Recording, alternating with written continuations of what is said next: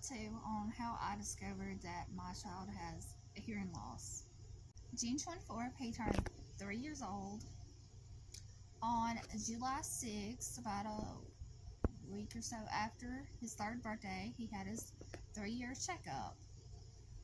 At this checkup appointment, the doctor said that his tongue looked a little long. Well, when his dad was little, he had actually had his tongue clipped because they said it was long. And I believe when he was a newborn in the NICU, we had mentioned this about how his dad had his tongue clipped and about how he had some kidney issues, and they said this was stuff that they couldn't tell if he had or was going to be a problem for him until he was a little older.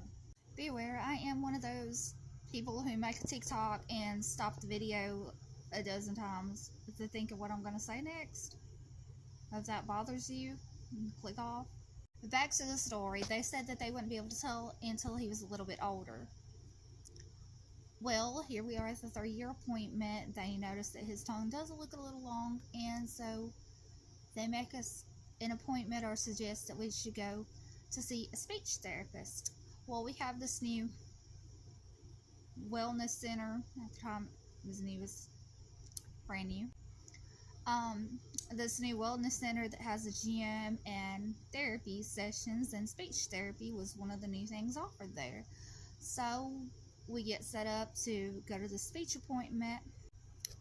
Prior to this, I had felt like he was a little behind other 3-year-olds on speaking and putting sentences together. But I kept hearing every time someone would mention speech therapy, I would hear other people say like, oh, that's just not them taking enough, they're just not taking enough time with their child to teach them how to talk. I would hear things like basically speech therapy was for lazy parents because you should know how to help your child talk. So I was a little reluctant to make a speech therapy appointment until the doctor suggested it when he was 3. And this new center had just opened in our town. I don't know if we even had a speech therapist in town prior to then. So anyway, we get in with the speech therapist. They're worried that his L's, him pronouncing his L's, and they wanted him to learn to make sentences. From there, I think the speech therapist also says something about his tongue. She recommends that sometimes speech delays can be caused by hearing loss. So this is when it first clicks that he could have a hearing loss, or it could be due to any kind of issue with the ear. So she suggests that we go to an ENT.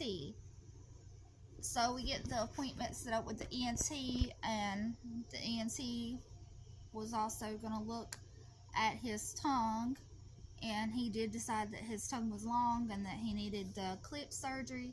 So we had that done, and we got started in speech. They said after the tongue clip, continue with speech to help pronounce words after, because you may talk a little differently and need help again, like restarting. But I think prior to the tongue clipping, he had only been in speech for maybe a month.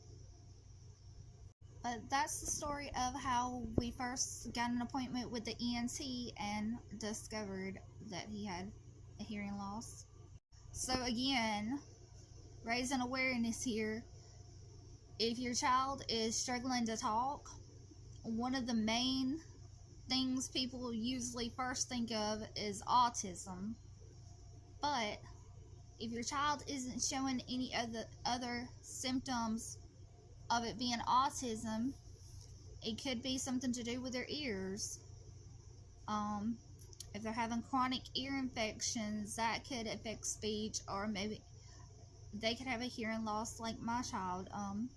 So if your child is struggling to put sentences together by 3 years old, you should probably want to look into making an appointment with the ENT, and if possible a pediatric ENT, because they know better about children.